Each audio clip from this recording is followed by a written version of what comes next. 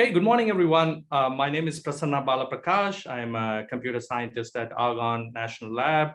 Uh, Welcome, everyone, for this DeepHyper workshop. And today, we will be covering a number of topics related to the DeepHyper project and the DeepHyper software.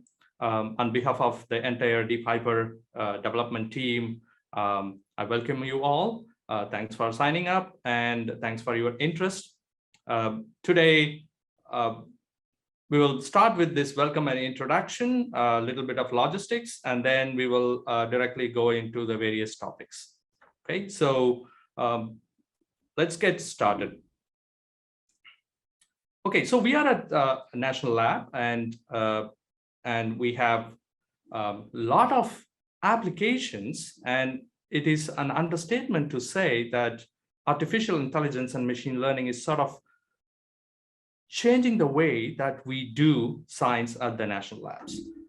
We have applications that starts from, let's say, subatomic particles all the way up to cosmology that includes molecular dynamics, transportation, and weather.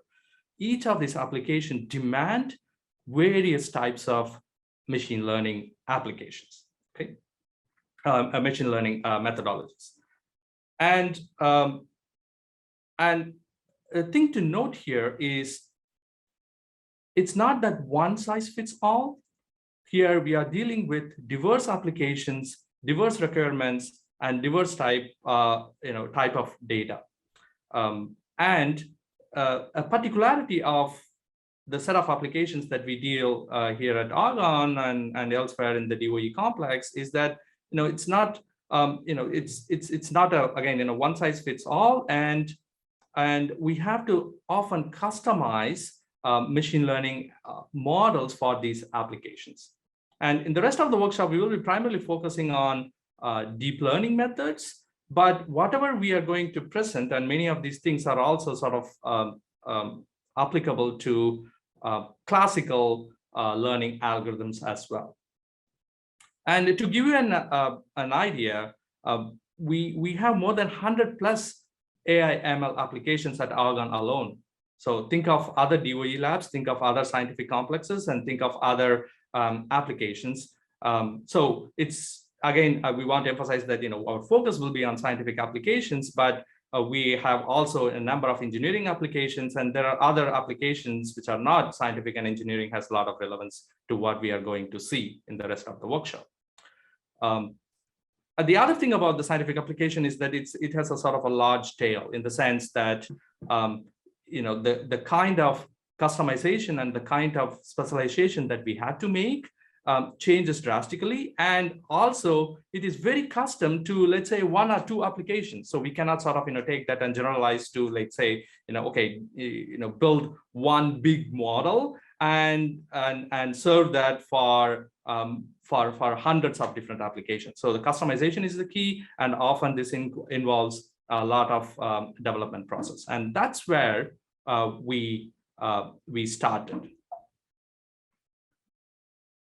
Okay, so as I said, deep learning is sort of changing the way in which we do science, and we have hundreds of different applications at Argonne alone, and several hundreds in other national labs. But then if you think about how we design neural networks for these applications, it's still primarily trial and error, right? So, to illustrate this point, even without scientific applications, you can go and play with this, TensorFlow playground. You can see the link here after the workshop. And you don't have to write any code. You can just, go and configure neural networks with this interface, and see how the neural network training changes by changing different parameters or different architectures of the neural network. So, for example, you choose one particular data and for these features, and then you can sort of configure the number of neurons in the neural network and see how the test loss progresses and the training loss progresses. So you can see like this network, and you can also change the hyperparameters like learning rate, activation, and regularization, and so on and so forth. Okay, so and what you can see here is, okay, so you pick this training data and then you train this. You go to a meeting, the conference? No, the conference isn't actually. I was sick. Okay. And you can see the results like, okay, so here the training loss is 0.32 and test loss is 0.316. Okay. For the same hyperparameters, for the same data set, you just go and add a couple of neurons. So the difference between the previous network and this network is that we just added a couple of neurons. And now you can see the training loss more than an order of magnitude reduction, right? So the training loss is 0.01 and the test loss is 0.06, right? So for the simple data set, just by adding 2 neurons in the neural network, you can reduce the training loss and the test loss by an order of magnitude, right? And if this is the case, and when we are trying to develop these models for scientific applications, what are we missing, right? So that's a big question that we face, and how we can help scientists to address this problem, how we can enable different scientists to build more powerful predictive models as opposed to sort of trial and error and manually intensive development process. Okay, so to further illustrate this problem, right? So take you can look at the degrees of freedom in a neural network design. So neural networks are powerful, but also it comes with the difficulty that it has a lot of degrees of freedom, right? There are a lot of choices, and it's often on the developers to and the modelers to sort of identify what are the right parameters. And you can see, for this graph neural networks. So it's for a molecular property prediction, a simple graph neural network has 10 to the power of 10 possible designs, right? So this is thinking of like, a set of Lego blocks, and you have to put together Lego blocks in such a way that you cannot put any sort of structure. There is a particular structure that works well for your particular data, right? And that process is difficult. And often this is manual design, trial and error, non-robust, and very, very time consuming, right? If the model is not already built and available in a GitHub repo provided by someone else, then you have to start from scratch. Even if they give the model, then you have to adapt that model to the particular data. And often this is a computationally expensive process. This process is also called graduate student descent because it's like stochastic gradient descent, try to sort of do this in an iterative way and improve. So there are 2 ways to look at the degrees of freedom. So there is algorithm hyperparameters, where you say, okay, I have a fixed neural network, and there are various types of hyperparameters that one can set for training that particular neural network architecture. And this includes different optimizers, learning rate, mini batch size, and parameters of the learning rate scheduler, and so on and so forth. On the other hand, the architecture variables sort of include hyperparameters that change the architectures itself, right? So the topology of the neural network itself. And this can include fully connected neural network, or you can put in different types of convolutions and poolings, recursive, you can put recursive type neural networks, and then different types of activation function, and also skip connections. So all these sort of change the network topology. So the way that one can think about the degrees of freedom is to have these 2 classes of variables or hyperparameters.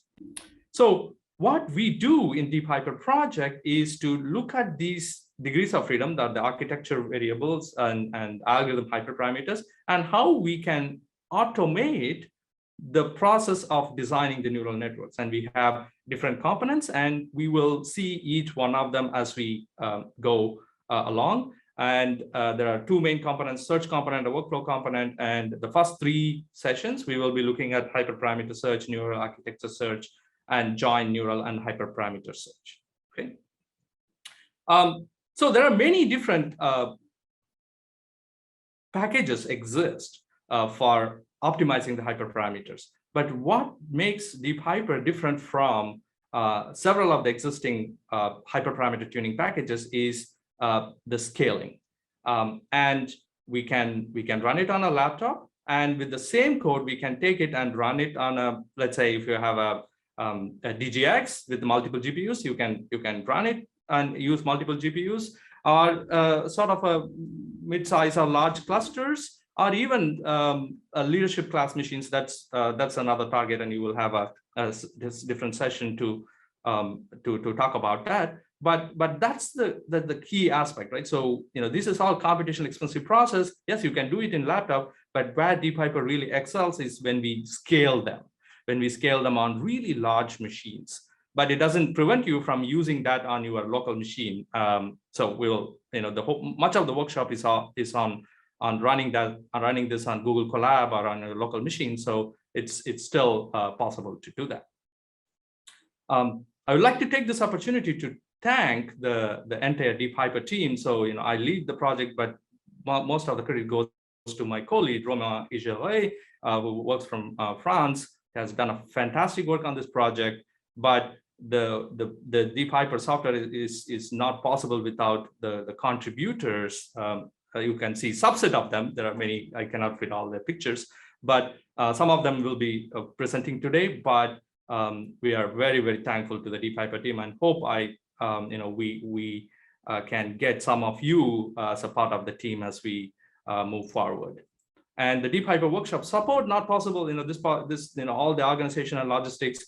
Big thanks to Kathy Gorgan, Linda Nowak, and Stephanie Mendes, who has done a fantastic job in the logistics and in sort of organization and registration and so on and so forth. I'd like to take this opportunity also to thank our funding agencies who funded this project, primarily funded by DOE Early Career Research Program, and then the Rapids SciDAC Institute, funded by, again, DOE, Argonne Leadership Computing Facility, which provided not only the resources, but also the computing hours to do a lot of research that we have on this project, and the internal funding from Argonne laboratory-directed research and development.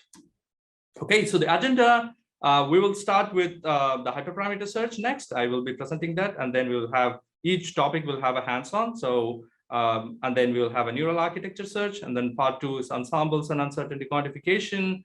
Part 3, we have a little bit of transfer learning, and then how to run DeepHyper at scale. We are targeting the 3 leadership class machines of DOE labs, and we have the examples how to run them and so on and so forth. So that's this session. And then finally, the part 4 is sort of the bleeding edge type of topics that we have been working on, and which we thought very, very useful for the community. So we'll be presenting that one as well. So it's densely packed.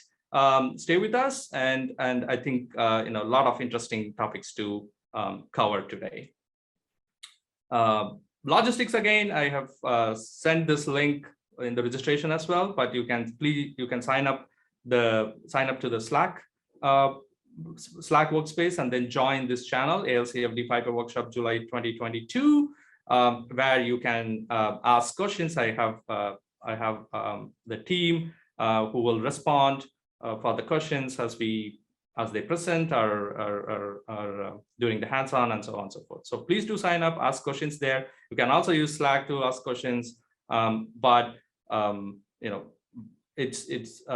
it would be great if this workshop is a lot more interactive. Ask questions.